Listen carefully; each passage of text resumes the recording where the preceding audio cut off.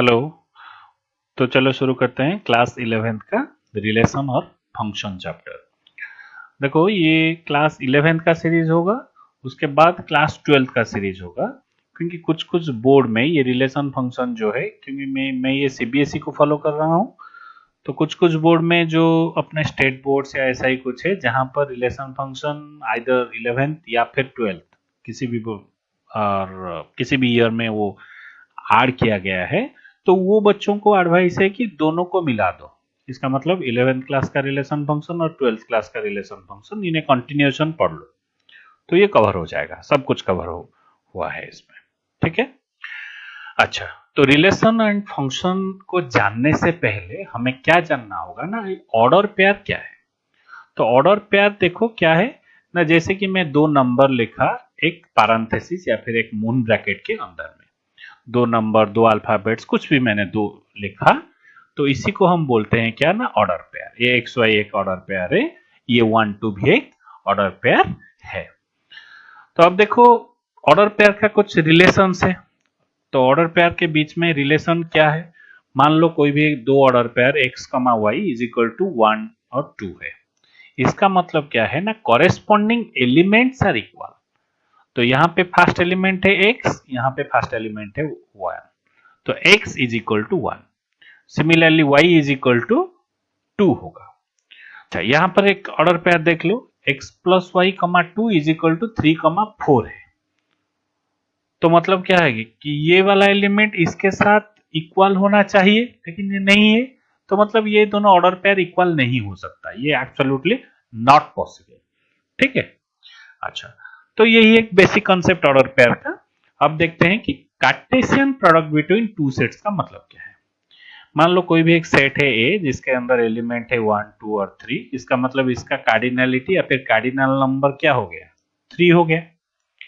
और एक सेट है बी जिसके अंदर एलिमेंट्स है 4 5, तो इसका कार्डिनल नंबर हो गया तुम्हारा 2। तो हम ये ए सेट और बी सेट दोनों का कार्टेशियन प्रोडक्ट निकालेंगे, तो इसको हम रिप्रेजेंट करेंगे कि ए क्रॉस बी।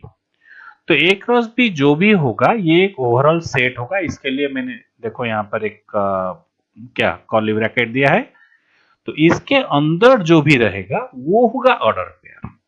वो ऑर्डर पेयर कैसे होगा ना, ए फर्स्ट है क्रॉस बी है, तो पहला एलिमेंट ऑर्डर पेयर का क्या होगा ना, ए से आएगा, मतलब 1 4 1 5, then 2 4 2 5, then 3 4 3 5, maximum a cross B इतना ही होगा।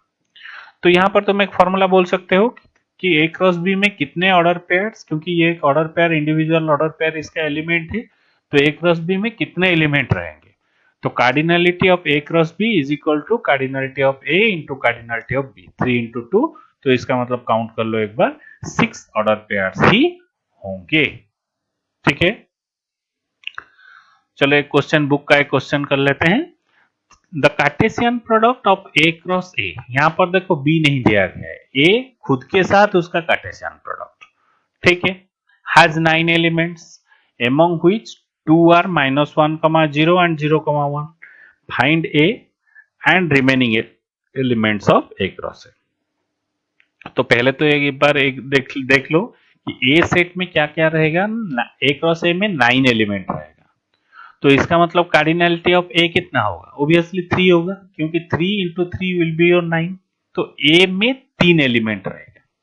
इनमें से देखो जब हम ए क्रॉस ए करेंगे तो ये एक पेयर होना चाहिए, -1 -1 -1 0 -1 +1 0 -1, in this way it can happen. तो इनमें से ये दे दिया गया है क्या ना, -1 0, मतलब -1 एक एलिमेंट है, 0 भी एक एलिमेंट है, और दे दिया गया है 0 1, 0 तो एक एलिमेंट हमें पता चल चुका है, और एक डिफरेंट एलिमेंट है तुम्हारा 1। तो ए में क्या क्या एलिमेंट आ गए, ए में एलिमेंट आ गए -1 0 और तुम्हारा 1। ठीक है, -1 0 और 1। तो अब मैं क्या करूंगा ना, इसका कार्टेशियन प्रोडक्ट निकालता हूं। तो वैसे ही ऑलरेडी मैं बोल चुका हूं, -1 -1 -1 0 -1 1 0 -1 0 0 0 1 1 -1 1 0 1 1, इनमें से 2 दे दिया गया है, बाकी 7 को लिस्ट करके लिख लो। ठीक है, और एक सेट देख लो, ए दिया गया है 1 2 3 4, बी दिया गया है इतना ही। ठीक, ए दिया गया है 1 2 3 4, बी दिया गया है इतना ही। तो जब ये इतना दिया गया है तो अब हम ए क्रॉस बी का कार्टेशियन प्रोडक्ट पहले निकालेंगे। तो क्या होगा, 1 1 1 1/2 1 1/3 1 1/4 1 1/5, इसी तरह 2 के साथ, 3 के साथ, 4 के साथ, फाइनली लास्ट एलिमेंट होगा 4 1/5।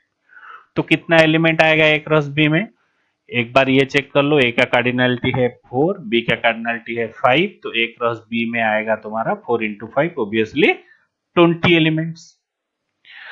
तो अब मैं क्या करूंगा ना, ये जो 20 ऑर्डर पेयर आएगा जो कि ए क्रॉस बी के अंदर है, इनमें से मैं मेरी मर्जी से कुछ ऑर्डर पेयर चूज करता हूं। तो कैसे मैं मेरी मर्जी से कुछ ऑर्डर पेयर चूज करता हूं ना, r इज इक्वल टू मान लो 1 1 2 1/2 यहीं पे कहीं पे होगा, 3 1/3 4 1/4। तो मैंने जब ये ऑर्डर पेयर का एक सेट चुन लिया जो कि ए क्रॉस बी का एक सबसेट है, क्योंकि मैंने ये तो ए क्रॉस बी से ही चुना ना, तो ये आर को मैं क्या लिख सकता हूं कि R is a subset of A cross B.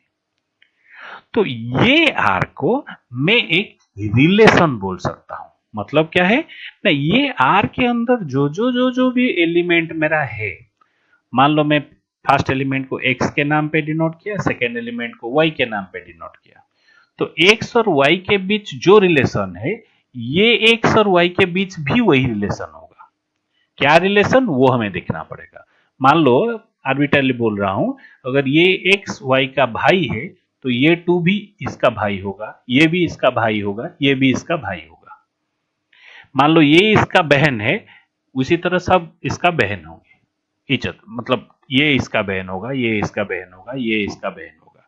तो सारे एक रिलेशन हमें डिफाइन करना पड़ेगा जो कि ये आर के अंदर जितने भी सेट्स हैं और जितने भी एलिमेंट्स हैं वो सब में वैलिड रहेगा। मान लो ये इसका बहन है, ये इसका भाई है, तो ये गलत हो जाएगा। ठीक है, X is the sister of Y, then सारे एक्स वाई का सिस्टर होना चाहिए। सही बात है। तो आगे चल के इसके ऊपर मोर डिटेल में देखते हैं। देखो यहाँ पे क्या है ना, रिप्रेजेंटेशन ऑफ रिलेशन। तो इसको हम कैसे रिप्रेजेंट करेंगे ना, जैसे कि सेट को हमने रिप्रेजेंट किया था, इसको भी हम दो फॉर्म, डायरेक्ट फॉर्म यानी कि roster form, set builder form यानी कि एक लैंग्वेज वाला फॉर्म में हम इसको रिप्रेजेंट करेंगे। तो डायरेक्ट फॉर्म क्या होता है, सीधा सीधा मैंने ये सबको लिख लिया। ठीक है, अच्छा। सेट बिल्डर फॉर्म क्या होगा, हम इसके बीच का जो रिलेशन है उसी को डिफाइन करेंगे। देखो क्या है ना, ईच ऑर्डर पेयर को मैंने x, y के नाम से डिनोट किया, तुम यहाँ पर a, b भी लिख सकते हो, सच दैट x कहां से आया ना, a सेट से आया, y कहां से आया ना, b सेट से आया, और x y के बीच में रिलेशन क्या होगा ना, y is equal to, here देखो सारे y जो है 1/x है। अगर तुम्हें कुछ और रिलेशन पता चलता है तो वो लिख लो, लेकिन ये इंश्योर करना कि ये ऑर्डर पेयर, जितने भी ऑर्डर पेयर है, सबको रिलेशन को उन्हें मानना पड़ेगा।